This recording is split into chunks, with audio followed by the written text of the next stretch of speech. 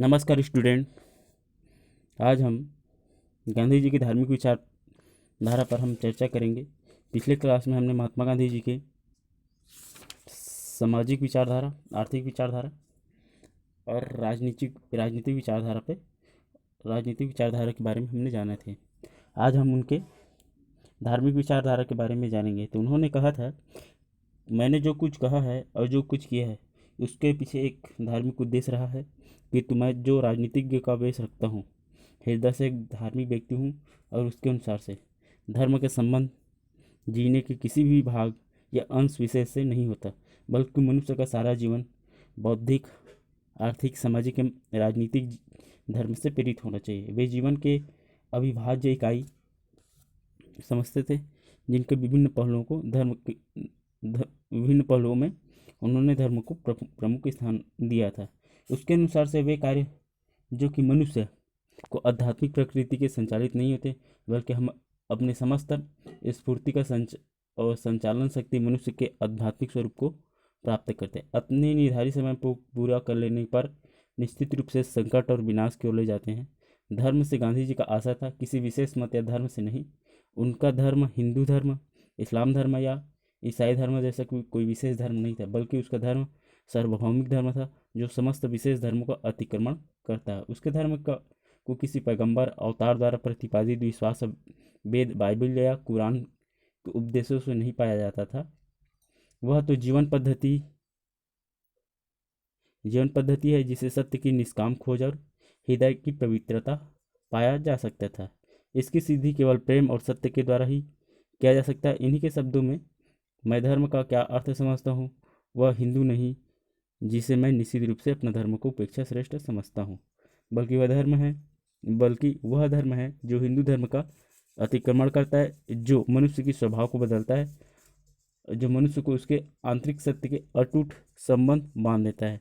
और सदैव धर्म हमारा परिष्कार है, वह मनुष्य के अंदर स्थायी तत्व है। कहने का मतलब है कि महात्मा गांधी जी का मानना यह है कि जैसे कि साधारण शब्दों में धर्म का जो अर्थ लगाया जाता है, धर्म वही है जिसे धारण किया जा सकता है, और जिसे धारण नहीं किया जा सकता उसे अधर्म के रूप में स्वीकार किया जाता है। इसका मतलब ये है कि धर्म का मतलब ये कि एक ऐसी जीवन पद्धति है जिसके माध्यम से मनुष्य अपनी जीवन जीकर क्या करता है, अपने उद्देश्यों को या एक श्रेष्ठ जीवन को या विशिष्ट उद्देश्य को प्राप्त करने का काम करता है। उसे धर्म ही के रूप में स्वीकार किया जाता है, जहाँ पर जो रीति, जो पद्धति या जो जीने का तरीका क्या करता है, मनुष्य को एक बुराई की ओर ले जाता है या खींच लेता है, उसे अधर्म की श्रेणी में रखा जाता है। सामान्य भाषा में इसे ही क्या कहा जाता है, धर्म कहा जाता है। और जो बुराई की ओर ले जाता है, वो किसी प्रकार की जीवन पद्धति हो, किसी प्रकार का वो तरीका हो, उसे अधर्म की श्रेणी में रखा जाता है। और महात्मा गांधी उसी प्रकार की जो सोच है उसको धारण करने वाले व्यक्ति रहे हैं, जिन्होंने माना है कि जो चीज़ें या जो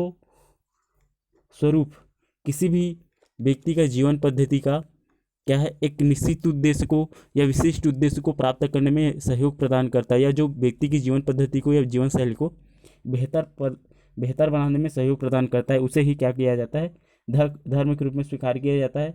और जो मनुष्य को बुराई की ओर या विनाश की ओर ढकेलता है, उसे अधर्म की श्रेणी में उन्होंने रखा है। और सामान्यतः इसका जो अर्थ है, धर्म का अर्थ यही होता है कि जिस पद्धति को मनुष्य जीवन को उद्देश्य को प्राप्त करने में, जो विशिष्ट उद्देश्य को प्राप्त करने में क्या करता है, सहयोग प्रदान करता है, या मनुष्य के जीवन पद्धति को बेहतर बनाता है, उसे ही धर्म कहा जाता है। और जिस पद्धति को सामान्य मनुष्य क्या नहीं कर पाता, धारण नहीं कर पाता, या उसके आधार पर अपनी जीवन व्यवस्था को संचालित नहीं कर पाता, या उसे बुराई की ओर ढकेलता है, उसे अधर्म की श्रेणी में रखा जाता है। भले ही आज मनुष्य धर्म को अलग अलग दृष्टिकोण से या नज़रिए से रखता है, वो अलग बात है, मगर अगर सामान्य अर्थ या सही अर्थ अगर जाने तो धर्म को वही होता है जिसके आधार पर मनुष्य अपने जीवन के विशिष्ट उद्देश्य को पूरा करता है।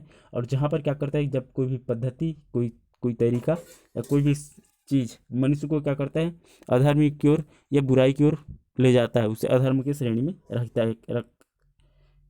कहते हैं। उसके बाद आता है, अगर देखें महात्मा गांधी के लिए, तो उन्होंने क्या किया, अपने जीवन को एक अविभाज्य इकाई के रूप में उन्होंने स्वीकार किया। उनकी विभिन्न क्रियाएं का नैतिक आधार धर्म है। अतः राजनीति को अपने धार्मिक कर्तव्य को एक अंग मानते थे, और धर्म और राजनीति को एक दूसरे से अलग नहीं समझते थे। धर्मविहीन राजनीति को मौत का फंदा समझते थे। उसके अनुसार से जो लोग यह कहते थे कि धर्म राजनीति से कोई संबंध नहीं है, वे धर्म का सच्चा अर्थ नहीं समझते थे। राजनीति को आध्यात्मिक रूप देने का कारण महात्मा गांधी को केवल राजनीतिक नेताओं की श्रेणी में नहीं बल्कि विश्व के महान धर्म प्रवर्तकों एवं प्रभु भक्तों की श्रेणी में रखा जाता है। इसका कारण यही रहा है कि उनका मानना था, ये सामान्य जन के अगर सामान्य तरीके से अगर सोचे, जिस व्यक्ति में विशिष्ट उद्देश्य को प्राप्त करने के लिए विशिष्ट उद्देश्य को प्राप्त करने की चेष्टा या उसका उद्देश्य ना हो विशिष्ट चीज़ों को प्राप्त करने का, ये सद्य मार्गों पे चलने का अगर उसमें चेष्टा ना हो, उसमें अगर अध्यात्म को वास अगर ना हो, ऐसा माना जाता है कि वह व्यक्ति फिर हिटलर और नाजीवाद मुसोलिनी की भांति क्या करना प्रारंभ कर देता है, बर्ताव करना प्रारंभ कर देता है। क्योंकि जिस व्यक्ति में धर्म के प्रति रुचि नहीं रहता, वो व्यक्ति में शालीनता, शांति, प्रेम, समन्वय या आदि भावों का प्रादुर्भाव नहीं किया जा सकता। इसीलिए हर एक राजनीतिक वेत्ता में, हर एक राजा में और हर एक प्रतिनिधि में जो किसी एक निश्चित भूभाग को प्रतिनिधित्व करता है या एक निश्चित जनसंख्या को प्रतिनिधित्व करता है, उन सभी में क्या होना जरूरी है, अध्यात्म होना जरूरी है। जब तक अध्यात्म नहीं होगा तब तक वो व्यक्ति बेहतर तरीके से या समन्वय के साथ शांति से, प्रेम से या नैतिकता के आधार पर कभी भी अपने राज्य को संचालित करने का काम नहीं कर सके। मगर अगर राजनीति का आध्यात्मिकरण के संबंध में अगर देखें तो राज्य को धर्म रहित बनाने में 15वीं शताब्दी के इटली के मैकियावेली का बड़ा योग रहा है। उसने यह प्रतिपादित करने की कोशिश की कि राजनीतिक सफलता के लिए नीति और धर्म को राजनीति से पूर्ण एकदम अलग कर देना चाहिए। और उसने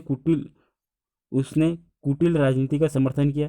मध्य युग में तथाकथित धर्म ने राजनीति पर नियंत्रण करके समाज का बहुत अधिक क्या किया था, अहित किया था। कहने का मतलब यह कि तत्कालीन समय में जो यूरोप महाद्वीप है, माना जाता है कि वहाँ पर जो पोप है या अन्य जो क्या है ईसाई धर्म को मानने वाले जो ज़्यादातर धार्मिक व्यक्ति थे, उन्होंने क्या किया था, धर्म का प्रयोग करके ज़्यादातर लोग हैं जो धार्मिक व्यक्ति थे, ज़्यादा जो अंधविश्वासी थे, जो धर्म में एकदम ज़्यादा विश्वास करते थे, उन्होंने क्या किया था, राज्य की जो व्यवस्था है संचालित करने का कार्य वो इन पोप या क्या है ईसाई धर्म को मानने वाले जो हमारे यहाँ जो पंडित कहते हैं, वहाँ पर उनको पोप कहा जाता है।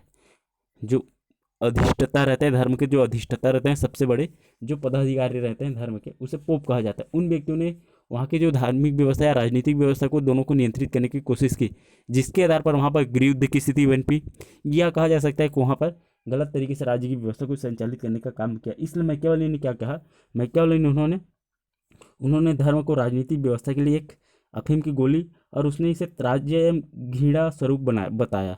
उनका मानना था कि जब धर्म राजनीतिक व्यवस्था में जब प्रवेश करेगा तब क्या होगा, राजनीतिक व्यवस्था बेहतर तरीके से काम नहीं कर पाएगी और धार्मिक जो सोच है वो ज़्यादा से ज़्यादा क्या करेगा, इन सब पर हावी हो जाएगा। इसलिए उनका मानना था कि हमें धार्मिक व्यवस्था को लागू नहीं करना चाहिए। तो अगर यूरोप के दृष्टिकोण में अगर देखें, अगर यूरोप के नज़र में या दृष्टिकोण में देखें तो सामान्यतः धार्मिक जो स्वरूप है वो सही में राजनीतिक व्यवस्था में हावी होना एक क्या दुखद माना जा सकता है। क्योंकि जिस तरीके से वहाँ पर राजनीतिक व्यवस्था को या जिस तरीके से राजनीतिक व्यवस्था को उस समय संचालित किया जा रहा था धार्मिक व्यक्तियों के माध्यम से, वो सही में एक अस्वीकार्य कार्य था। उसके आधार पर हम कभी भी राजनीतिक व्यवस्था को संचालित नहीं किया जा सकता। मगर भारतीय परिदृश्य में अगर भारतीय इतिहास को अगर देखें तो जितने भी राजा हुए हैं जिन्होंने धर्म में विश्वास था और जिन्होंने धार्मिक दृष्टिकोण से बेहतर अपने आप को स्थापित कर चुके थे, उनके अगर राज्य की संचालन व्यवस्था को अगर देखेंगे, इतिहास को अगर देखेंगे, तो हमें ये पता लगेगा कि ज़्यादातर व्यक्ति वही एक राज्य के लिए बेहतर राजा साबित हुआ है जिन्होंने क्या किया है, धार्मिक आधार पर उसकी ये जो आस्था है किसी एक विशेष धर्म में रहा है जहाँ पर शांति, प्रेम, समन्वय या बेहतर कोऑर्डिनेशन बनाकर रख सकें अपने कर्मचारियों के साथ या अपने जनता के साथ। इसलिए क्या होना जरूरी है, महात्मा गांधी जी का मानना है कि राजनीतिक व्यवस्था में धर्म का होना जरूरी है। गांधी जी का उद्भव भी इसी मैकियावेली के राजनीतिक युग में हुआ था, किंतु इस धार्मिक और आध्यात्मिक संत ने राजनीति का विकृत रूप को स्वीकार नहीं किया। गांधी जी ने स्पष्ट घोषणा की कि धर्म के बिना राजनीति एक पाप है और उन्होंने राजनीति के प्रचलित मूल्यों को अस्वीकार किया और राजनीति में शुद्ध धार्मिक एवं आध्यात्मिक मूल्यों की प्रतिष्ठा के लिए पूर्णतः प्रयास किया। गांधी जी ने राजनीति का आध्यात्मिकरण किया। उनका विश्वास था यदि राजनीति में मानव समाज के लिए वरदान होना है तो उसे उच्चतम नैतिक एवं आध्यात्मिक सिद्धांतों पर आधारित होना जरूरी है। उन्होंने राजनीति को उच्च नैतिक एवं धार्मिक भावना से ओतप्रोत किया। वे धार्मिक एवं राजनीति को पृथक नहीं मानते थे। उन्होंने कुछ शब्दों में कहा था कि जो कहते हैं कि धर्म और राजनीति का कोई संबंध नहीं होता है। वे यह नहीं जानते कि धर्म का अर्थ क्या होता है। कहने का मतलब यही है, उनका यही मानते थे कि जो व्यक्ति धर्म को राजनीति से अलग मानते हैं वो धर्म का सही अर्थ नहीं जान पाते हैं। इसीलिए क्या है, वो धर्म और राजनीति को एक अलग अलग विषय के रूप में स्वीकार करते हैं, ताकि राज्य की व्यवस्था को बेहतर तरीके से संचालित ना कर सके। उसके बाद आते हैं, गांधी जी मूलतः धार्मिक प्रवृत्ति के व्यक्ति थे और जिस प्रकार उन्होंने अपने जीवन में धर्म का निर्वाह किया, उस आधार पर उन्हें भारतीय परंपरा के महान संत कहा जा सकता है। वे प्राणी मात्र की सेवा को ही वास्तविक आध्यात्मिक मूल तत्व मानते थे और उनका कथन था, मानव क्रियाओं से पृथक कोई धर्म नहीं है। इसी प्रकार राजनीति शब्द में नीति अर्थात धर्म और मानवता को प्राथमिकता देते थे, राज्य अर्थात सत्ता को नहीं। धर्म के संबंध में जो अपने लौकिक दृष्टिकोण के कारण ही गांधी जी ने राजनीति में प्रवेश कर राजनीति में नीति का महत्व प्रतिपादित किया। उन्होंने राजनीति में प्रवेश इसलिए किया क्योंकि राजनीति धर्म विहीन होती जा रही थी और उसने धर्म की पुनर्स्थापना करना अपना कर्तव्य समझा। अगर उन्हीं के शब्दों में अगर जाने तो यदि मैं राजनीति में भाग लेता हूँ तो केवल इसलिए कि राजनीति हमें एक सांप की तरह चारों ओर से घेरे हुए हैं और इस सांप से लड़ना चाहता हूँ। मैं राजनीति में धर्म का प्रवेश कराना चाहता हूँ। इस कथन से यह स्पष्ट होता है कि राजनीतिक क्षेत्र में जो भी कार्य गांधी जी कर रहे थे वे धार्मिक कार्य ही थे। वे उनसे अलग नहीं रह सकते क्योंकि उसका जीवन का अविभाज्य संबंध धर्म से था। कहने का मतलब है कि गांधी जी एक महान कर्मयोगी थे जो जीवन के ऐसी अविभाज्य इकाई थे जिसकी विभिन्न क्रियाओं को एक दूसरे से पृथक नहीं किया जा सकता। इसलिए वो यह मानते थे कि उन्होंने अपने धार्मिक कर्तव्य को एक अंग के रूप में राजनीति में भाग लिया और उन्होंने राजनीति में धर्म का समावेश करके नैतिक एवं उसके जो दोहरे मापदंड है उसको मिटाने का प्रयास किया, जो ऐसे शब्दों में निहित होता है, राजनीति है और व्यापार है। उसका यह विश्वास था कि जीवन में अगर लौकिक तथा धार्मिक पक्षों के माध्यम से पार्थ के एक दीवार खड़ी कर दी जाए तो न केवल धर्म का प्रतिष्ठा स्थान रहेगा बल्कि वो अपने वास्तविक कार्य को करना भी बंद कर देगा जिसके लिए उसका अस्तित्व है। तो कहने का मतलब यही है कि गांधी जी के अनुसार गांधी जी ने कहा था कि देश धर्म उससे अलग होकर व्यक्ति आत्मसात करता है। निष्प्राण मूर्ति पूजा के स्थान पर वे मानव पूजा में विश्वास रखते थे। गांधी जी के लिए धर्म से अलग होकर राजनीति के एक मृतदेह के समान थी जिसको जला देना ही उचित था। राजनीति उसकी दृष्टि में धर्म और नैतिकता की एक शाखा थी। उसके मतानुसार से अगर देखें तो शक्ति और संपत्ति प्राप्त करने के लिए संघर्ष नहीं बल्कि वह लाखों पद दलितों को सुंदर जीवन यापन करने के लिए योग्य बनाना और मानव के गुणों का विकास करने या उन्हें स्वतंत्रता एवं बंधुत्व तथा आध्यात्मिक गहराइयों एवं सामाजिक समानता के बारे में प्रशिक्षित करना चाहते थे। कहने का मतलब ये कि महात्मा गांधी अंततः ये कहते हैं कि बिना धार्मिक या बिना धर्म के आधार पर कभी भी राजनीतिक व्यवस्था को बेहतर तरीके से समझाया जाना नहीं जा सकता या राजनीतिक व्यवस्था को बेहतर तरीके से संचालित नहीं किया जा सकता। अगर इतिहास में अगर देखें तो ये बात भी सच निकलती कि जहाँ पर धर्म के आधार पर क्या करते हैं, अगर किसी व्यवस्था को संचालित करने वाले व्यक्ति में अगर किसी भी प्रकार का धार्मिक या उसमें मन में जो धारण करने योग्य बातें हैं उसको अगर उसमें परिलक्षित नहीं होती है तो फिर उस राज्य की व्यवस्था को संचालित करने वाले जो व्यक्ति है निरंकुश, तानाशाह या अपने मनमाने तरीके से राज्य की व्यवस्था को संचालित करने का कार्य करते हैं। और जो व्यक्ति जिसमें क्या होते हैं, जिसमें धर्म का थोड़ा बहुत क्या होता है ज्ञान होता है या उसमें जीवन में किसी भी यात्रा में अगर अंश होता है धर्म का, तो व्यक्ति क्या करते हैं राज्य की व्यवस्था को बेहतर तरीके से संचालित करने का क्या होते हैं उसमें भाव दिखता है। इसका कारण यही रहा होगा क्योंकि हमेशा ये तो जो धर्म को मानने वाले लोग उनके मन में यह सोच होता है कि कहीं जाकर उसे एक निश्चित अवधि के बाद क्या होता है उसका जो कर्म है उसका फल उसको मिलेगा। अगर कोई भी व्यक्ति क्या करता है गलत तरीके से राज्य की व्यवस्था को संचालित करने का काम करेगा तो फिर वो क्या करेगा, अंत में जाकर उन चीज़ों को उसको क्या करने का पे करना पड़ेगा, भुगतान करना पड़ेगा। इसीलिए व्यक्ति क्या है किसी भी प्रकार के गलत तरीकों का काम में सहयोग प्रदान नहीं करते हैं। ये महात्मा गांधी जी का विचार था। ये तो उसको हो गया महात्मा गांधी जी का आध्यात्मिक महात्मा गांधी जी का धार्मिक विचारधारा। उसके बाद आते हैं गांधीवाद और समाजवाद।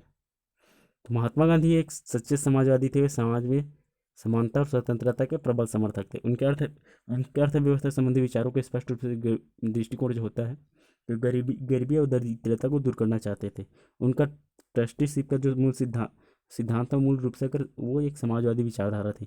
गांधी जी और समाजवाद तथा साम्यवाद के लक्ष्य समान हैं, लेकिन दोनों को विपरीत साधनों की नैतिक एवं उसके हिंसात्मक रूप पर जोर देते हैं। एक दूसरी ओर साम्यवाद वर्ग संघर्ष एवं हिंसक साधनों का प्रयोग को आश्रय देता है, समाजवाद के देता है। तो समाजवाद उद्गम के स्रोत के संबंध में गांधी जी के विचार भिन्न हैं। उसके अनुसार से समाजवाद का जन्म उस समय नहीं हुआ था जबकि पूंजी के दुरुपयोग की बात चली थी। जैसे कि महात्मा गांधी जी कह चुके, समाजवाद यहाँ तक कि साम्यवाद भी ईसोपनिषद के प्रथम स्रोत झलकता है। सच तो यह है कि कुछ सुधारकों का हृदय परिवर्तन के साथों के विश्वास जाता रहा तो चीज़ का जन्म हुआ, जिसे वैज्ञानिक समाज कहते हैं। मैं उसी समस्या को सुलझाने में लगा हूँ और जो कि वैज्ञानिक समाजवाद के सामने है। गांधी जी और समाजवाद की तुलना विवेचना करते हुए डॉक्टर पट्टाभी सीतारामैया ने कहा है कि समाजवाद का उद्देश्य सबको समान सुविधाएं देना है। तो गांधी जी का उद्देश्य है कि हर आदमी अपने समय एवं सुविधाओं को उच्च उद्देश्य की पूर्ति के लिए उपयोग करे। यदि समाजवाद पूंजी तथा अतिरिक्त आयकर जब्ती और शक्ति द्वारा संपत्ति को स्थानीयकृत करता है, तो गांधी जी युगों पुरानी परंपरा का आह्वान करते हैं, जिसमें अमीरों को मुकाबले निर्धनों को और धन के मुकाबले ज्ञान को महत्व दिया गया है। यदि समाज अपने उद्देश्यों को पूर्ति के लिए राज्य की सहायता लेता है, तो गांधी जी अपनी सफलता के लिए प्रत्येक नागरिक के अंतःकरण की उन्नति एवं संस्कृति विकास पर विश्वास करता है। कहने का मतलब है कि महात्मा गांधी जी हमेशा, अगर समाजवाद और गांधीवाद के बारे में सोचे, तो समाजवाद की जो सामान्य परंपरा है, जहाँ पर राज्य या समाज में निवास करने वाले जो प्रत्येक व्यक्ति है, उसको एक विशेष उद्देश्य के आधार पर क्या करना है, उसको अपनी विकास प्रदान करना है। जिस प्रकार से एक समाजवाद की एक सोच है कि समाज के राज्य के हर व्यक्ति को क्या करना, एक उत्तम जीवन व्यवस्था प्रदान करना, उसी प्रकार भले ही महात्मा गांधी ने अन्य विचारकों के माध्यम से या मार्क्सवादी विचारधारा या साम्यवादी विचारधारा मार्क्स विचारधारा के माध्यम से उन्होंने इस स्वरूप को उन्होंने नहीं स्वीकारा कि वर्ग एक संघर्ष करता है, एक समाज एक वर्ग संघर्ष में या संघर्ष पूंजीवादी एवं गरीब के मध्य संघर्ष होता है। जबकि महात्मा गांधी एक ट्रस्टीशिप के सिद्धांत के क्या माने जाते हैं, उसको समर्थक माने जाते हैं। उन्होंने ट्रस्टीशिप सिद्धांत को उन्होंने जन्म दिया, जहाँ पर अमीर लोगों को क्या करना चाहिए, गरीब लोगों की पोषण करना चाहिए, ताकि एक बेहतर व्यवस्था का निर्माण किया जा सके। उसके बाद ये तो हो गया महात्मा गांधी जी का गांधीवाद और समाजवाद की विचारधारा। उसके बाद आते हैं क्या गांधी जी अराजकतावादी थे।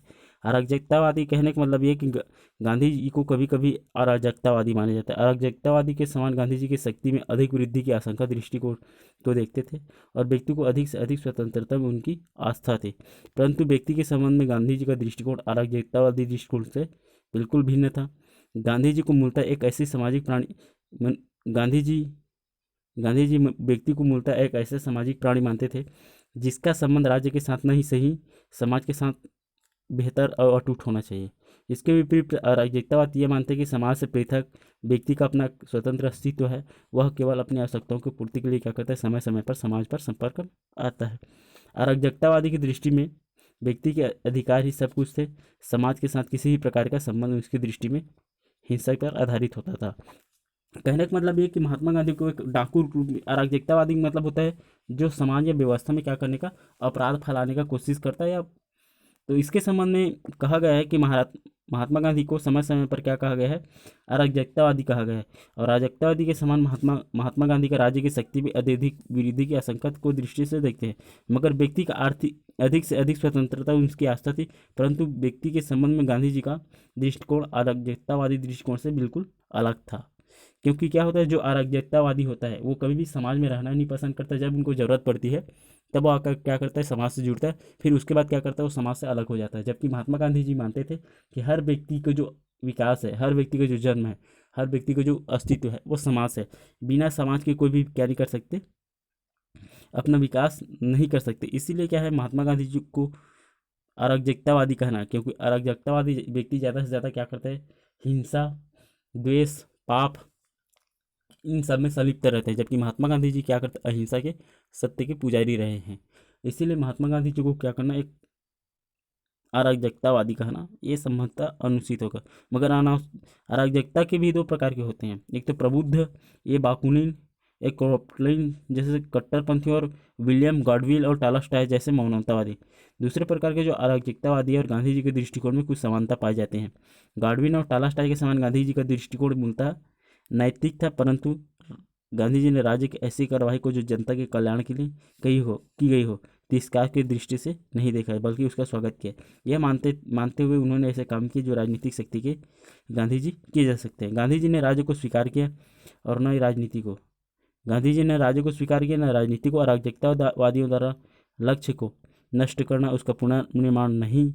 गांधी जी का प्रमुख लक्ष्य हिंसा और शोषण के आधार पर स्थापित वर्तमान राजनीतिक व्यवस्था की स्थापना करना था, जो समाज के प्रत्येक व्यक्ति को इच्छापूर्ण सहयोग पर आधारित हो, जिसका लक्ष्य प्रत्येक व्यक्ति का कल्याण हो। कहने का मतलब ये कि गांधी जी हमेशा सत्य और अहिंसा के आधार पर क्या करना था, एक ऐसी व्यवस्था का निर्माण करना था जिसके आधार पर क्या कह सके, राज्य में निवास करने वाले समस्त व्यक्तियों को विकसित या बेहतर बनाया जा सके। ये तो होगा गांधी जी की राजनीतिवादी के संबंध में लोगों की सोच। उसके बाद आते हैं वर्तमान में गांधी जी के संगति के एवं दिन। महात्मा गांधी ने जो विचार दिया था उसके संबंध में आज वर्तमान में क्या उसका महत्व क्या है। तो लॉर्ड बायस के आर के अनुसार से तो मेरे विचार में यह समय आ गया है कि जब गांधी जी द्वारा प्रतिपादित सिद्धांतों को विश्वव्यापी स्तर पर लाना चाहिए। इसका प्रयोग अवश्य करना चाहिए, इसका प्रयोग अवश्य किया जाएगा, क्योंकि जनता यह अनुभव करती है कि इसके सिवाय विनाश से बचने का कोई आशा नहीं है। वर्तमान में गांधीवाद संगत है। युद्ध एवं संघर्ष से त्रस्त विश्व की राजनीति को बचाने का एकमात्र उपाय है। वैचारिक संघर्ष में न पड़कर विश्व को सर्वोदय तथा संदेश गांधी जी की महत्वपूर्ण देन है। अहिंसात्मक क्रांति के रूप में यह मानव मात्र के नैतिक उत्थान करता है और मक्के वाली से विश्व का उद्धार भी कभी नहीं हो सकता। अतः गांधी जी को धर्म से ओतप्रोत करते हैं। और स्वीडन के प्रसिद्ध अर्थशास्त्री गुन्नार मिल्टन के मत में भारत को उद्धार और राजनीतिक प्रगति का एकमात्र मार्ग गांधीवाद है। बेकारी की समस्या और निदान कुटीर उद्योग को व्यवस्था से किया जा सकता है। संक्षेप में गांधी जी असंगत नहीं है, अतः यह शाश्वत दर्शन है और इसको व्यवहार के रूप में प्रयोग किया जाना चाहिए। बहुत सारे विचारकों ने क्या है वर्तमान समय में गांधी जी की जो विचारधारा है, उसकी सोच है, उसको लागू करने के बारे में कहा है। मगर गांधी जी की जो सोच है, विचारधारा है, उसको बहुत सारे लोगों ने उसे स्वीकार नहीं किया है। इसलिए गांधी जी की जो विचारधारा है उसकी आलोचना करने की कोशिश की। अगर उसकी आलोचना में अगर देखें महात्मा गांधी जी के विचार में, तो सबसे पहले माना जाता है कि गांधीवाद मौलिक दर्शन नहीं है। बहुत सारे आलोचकों का मानना कि गांधीवाद की इस आधार पर आलोचना की जाती है कि वह मौलिक नहीं है। उसमें उदारवाद, समाजवाद और आरक्षावादी आदि के तत्व मिला दिए गए हैं, जिससे वह भानुमति का कुनबा बन गया है। कहने का मतलब ये है तो गांधी जी ने क्या किया है, उन समस्त चीज़ों को लेकर क्या किया है, एक विचारधारा या गांधीवाद या अपनी दृष्टिकोण नजरिया बनाने की कोशिश की, जो अलग अलग विचारधारा को धारण करने का कार्य करता है। दूसरा आता है पूंजीवाद का समर्थन। गांधी जी व्यक्तिगत संपत्ति और पूंजीवाद के समर्थक है। वे ट्रस्टीशिप पर सिद्धांत पर जोर देते हैं जो कभी पूरा नहीं हो सकता। इससे तो अंतर्गत पूंजीवाद को ही जड़ सुदृढ़ होगी। कहने का मतलब ये गांधी जी का कहते हैं ट्रस्टीशिप के जो सिद्धांत उसको लागू करते हैं। उनका मानना है कि जो अमीर व्यक्ति हैं उनको क्या करना चाहिए, गरीब लोगों को मदद करना चाहिए। कहने का मतलब ये कि आप चाहते हैं कि पूंजीवादी भी लोग ज़्यादा से ज़्यादा क्या करें और पूंजी एकत्रित करें, और कोई भी पूंजीवादी व्यक्ति अंत में जाकर किसी गरीब को पैसा नहीं देगा। अंत में आप क्या करते हैं, पूंजीवाद की जड़ों को सुदृढ़ करने का कार्य करते हैं। राज्य का विरोध अनुचित। कहने का मतलब ये कि आलोचकों का मानना है गांधी जी राज्य का आधार हिंसा बताते हैं और उसका विरोध करते हैं। वर्तमान समय में क्या है, वर्तमान राज्य में लोक कल्याण हेतु अनेक कार्य किए जा रहे हैं और राज्य को समाप्त करना अनुचित है। कहने का मतलब ये है कि बिना राज्य के आपके राज्य में निवास करने वाली जनता है, उसको ना आप लोक कल्याणकारी राज्य क्या कर सकते, उसको व्यवस्थित रूप से उसे प्रदान नहीं कर सकते, ना ही बिना राज्य के क्या नहीं कर सकते, अपने राज्य के उद्देश्य को प्राप्त नहीं कर सकते। अगर राज्य में निवास करने वाले हर व्यक्ति को अलग अलग स्वतंत्रता प्रदान कर देगी, तो स्थिति वही होगी जो आदि मानव काल में मनुष्य की थी, जो ना तो सही तरीके से अपना विकास कर पाएगा, ना अपने लिए बेहतर जीवन क्या कर पाएगा, ना अपने लिए बेहतर जीवन व्यवस्था एकत्रित कर पाएगा। ना उसकी स्वतंत्रता की कोई रक्षा कर पाएगा। इसलिए राज्य की जो अस्तित्व है उसको ना स्वीकार कर पाना या ना स्वीकारना एक गलत बात है, इसीलिए उसका आलोचना की गई। उसके बाद आता है विरोधाभास भी देखने को मिलता है गांधी जी के दर्शन में। कहने का मतलब ये कि गांधीवाद अस्पष्ट एवं विरोधाभासी दर्शन के रूप में भी माना जाता है। एक स्थान पर गांधीवादी राज्य का विरोध करते हैं तो दूसरे स्थान पर राज्य का अस्तित्व को स्वीकार कर लेते हैं। एक तरफ अहिंसा का वकालत करते हैं तो दूसरी तरफ हिंसा को स्थिति के अनुसार से आवश्यक मानते हैं। कहने का मतलब है कि महात्मा गांधी जी ने माना है, एक तरफ उन्होंने कहा है राज्य को उन्होंने स्वीकार किया, दूसरी तरफ नहीं स्वीकार किया, और हिंसा को भी उन्होंने क्या किया है, अभी हमेशा इंसान को हिंसा स्वीकार का त्याग देना चाहिए। दूसरी जगह कहते हैं अगर आपको आवश्यक पड़ता है तो अगर हिंसा करने की ज़रूरत है तो वहाँ पर हिंसा करना चाहिए, ये उनका मानना था। तो कहने का मतलब है कि आपको क्या करना चाहिए, पूर्ण रूप से एक चीज़ों पर विश्वास करना चाहिए। या तो आपको राज्य स्वीकार नहीं करना चाहिए, करना चाहिए, या आपको हिंसा पूरी तरीके से छोड़ देना चाहिए, पूरी तरीके से स्वीकार कर देना चाहिए। क्योंकि आप बीच में अगर किसी भी तरीके से क्या नहीं कर सकते, रहकर निर्णय नहीं ले सकते हैं। उसके बाद आता है राजनीति और धर्म का मिश्रण अनुचित। गांधी जी राजनीति में धर्म कर प्रवेश करना चाहते थे, किंतु वर्तमान में पंथ निरपेक्ष राज्य का आदर्श ही आधुनिक उपयुक्त माना जाता है। उसके साथ साथ आता है सत्याग्रह का गलत प्रयोग। गांधी जी ने सत्याग्रह पर जोर दिया, परंतु वर्तमान समय सत्याग्रह का गलत प्रयोग हो रहा है। हर गांधीवाद की आड़ में भूख हड़ताल, उपवास करने लग जाता है और इसका कानून और व्यवस्था पर कोई गलत असर पड़ता है।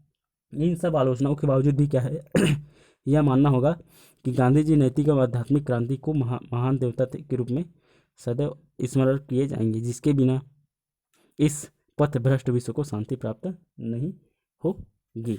ये रहा महात्मा गांधी जी की विचारधारा। उसके बाद पढ़ेंगे अगले क्लास में अन्य चीज़ों के बारे में और